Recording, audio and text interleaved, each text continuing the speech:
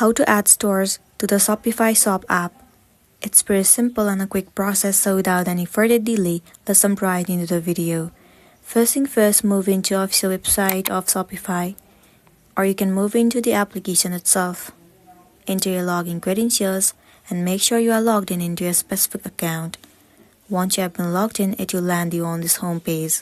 Now, in order for you to add any of the store, first of all you have to create one. Click on this profile icon and then tap on Create Store. Wait for a while for the page to load. It will be landing you on this page. In order for you to add the store, you have to first of all add all the products. Enter the title of the product, add description, also upload the media. After that, choose the category of the shop that you want to create. Enter the price, discount, offers, and many more. Enter all the information that has been asked. And at the bottom of the page, you'll see the option to create. Tap on Create. After that, the shop will be created and added to your Shopify account. So that's the end of the video. If this video helped you, give it a like and check out our next tutorial. Thank you.